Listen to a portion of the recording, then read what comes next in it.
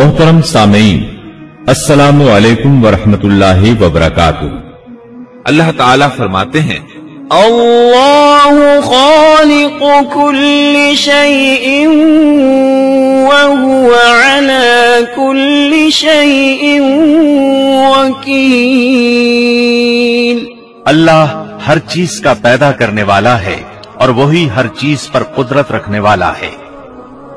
अल्लाहुल्लज़ी ख़लक़स-समावाति वल-अर्ज़ वमा बैनहुमा फी सित्तति अय्याम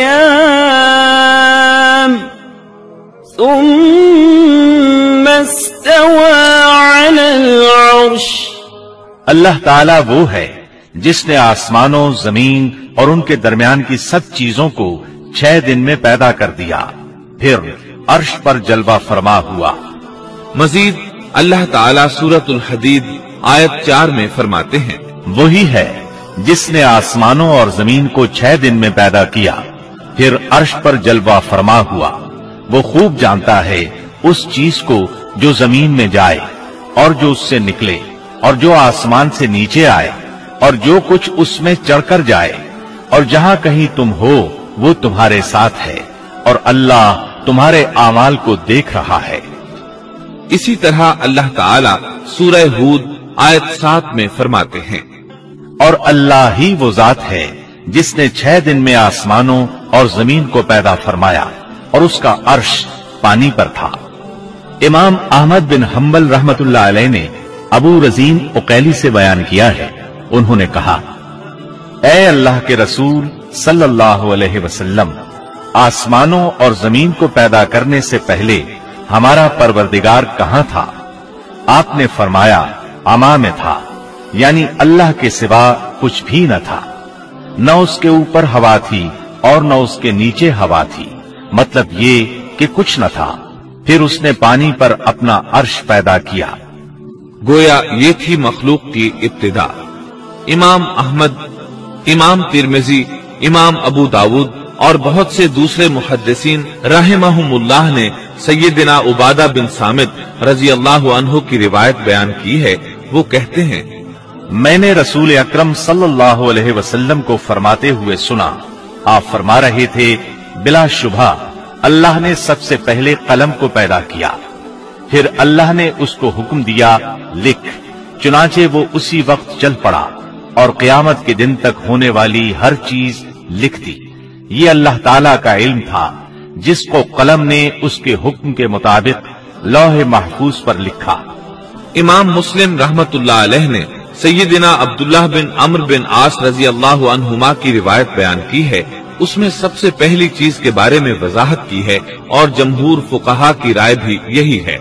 अब्दुल्लाह बिन अम्र रजी अल्लाह अन्हुमा बयान करते हैं, मैंने सुना आप फरमा रहे थे, अल्लाह ताला ने आसमान और जमीन की पैदाइश से 50,000 साल पहले तमाम मखलूकात की तकदीरें लिख दी और उस वक्त उसका अर्श पानी पर था।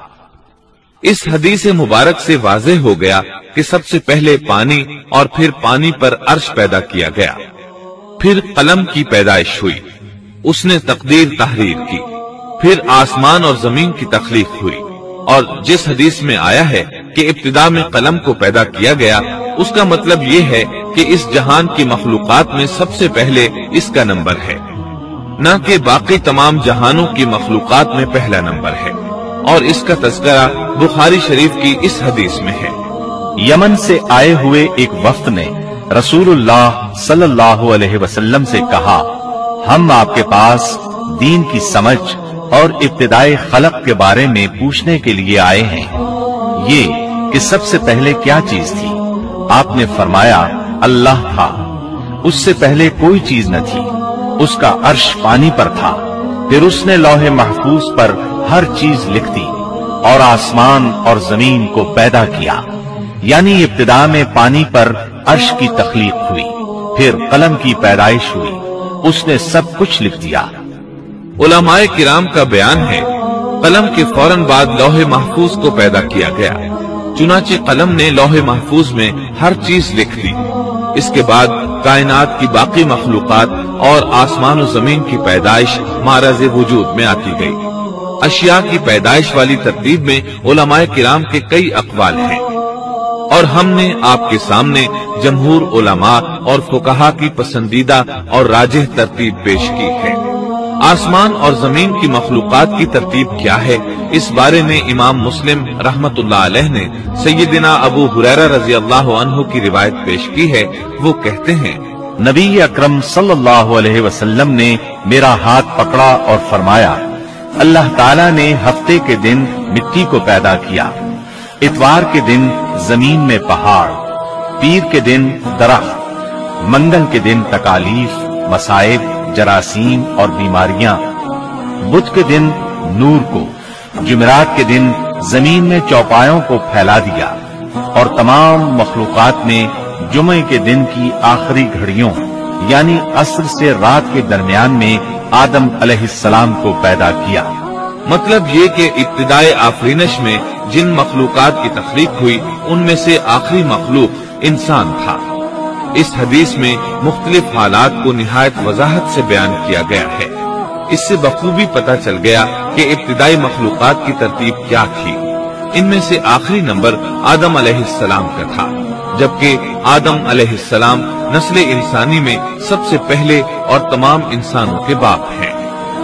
انسانوں سے پہلے فرشتے اور جن پیدا ہو چکے تھے۔ صاحب عقل مخلوقات میں سب سے پہلا نمبر فرشتوں کا، دوسرا نمبر جنوں کا اور آخری نمبر انسانوں کا ہے۔ فرشتوں کا اصل ٹھکانہ آسمان ہے۔ اللہ تعالیٰ سورۃ الشورى آیت 5 میں فرماتے ہیں، قریب ہے کہ آسمان اپنے اوپر سے پھٹ پڑے اور تمام فرشتے اپنے رب کی تسبیح اور تحمید بیان کر رہے ہیں اور زمین والوں کے لیے استغفار کر رہے ہیں۔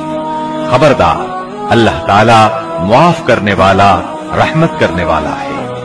مسلم شریف میں ہے، سیدہ عائشہ صدیقہ رضی اللہ عنہا سے روایت ہے کہ نبی اکرم صلی اللہ علیہ وسلم نے فرمایا، فرشتوں کو نور سے اور جنوں کو آگ سے پیدا کیا گیا، اور آدم کو اس چیز سے پیدا کیا گیا جو تمہارے لیے بیان کر دی گئی، یعنی مٹی سے۔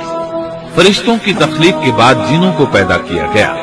جنوں کو بھی انسانوں سے پہلے پیدا کیا گیا تھا، جیسا کہ اللہ تعالیٰ سورۃ الحجر آیت 27 میں فرماتے ہیں، اور اس سے پہلے جنات کو ہم نے لو والی آگ سے پیدا کیا۔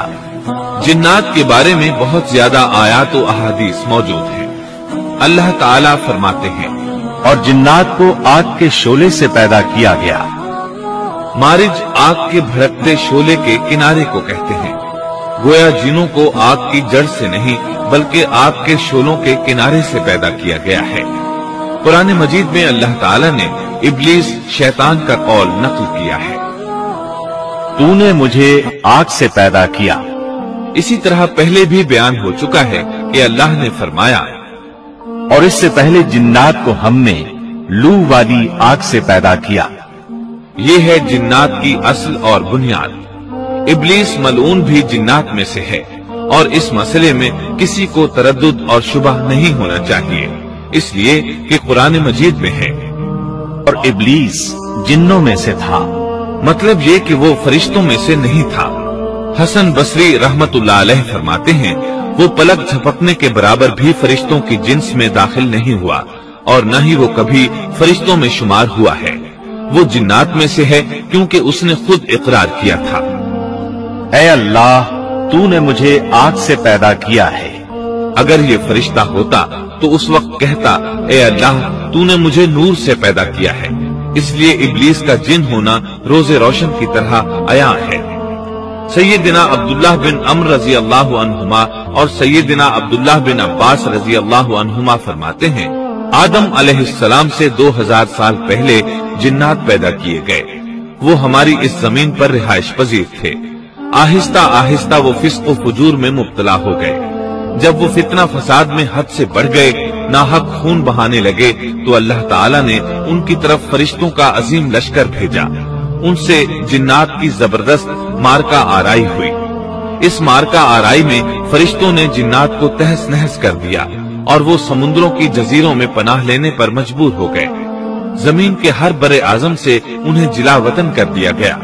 चुनाचे आज तक उनका मस्कन यही जजीरे और अजीम मराकिस हैं। ये वाकया आदम अलैहिस्सलाम की तख्लीक से पहले हो चुका है। अहादीस मुबारका में है कि इब्लीस मलून का एक तख्त है और वो तमाम जिन्नात का सरदार और हुक्मरान है। उसका शाही तख्त पानी पर है, अगरचे उसकी मुतय्यन जगह हमें मालूम नहीं। यहाँ तक जिक्र था सैयदना आदम अलैहिस्सलाम की पैदाइश से पहले का।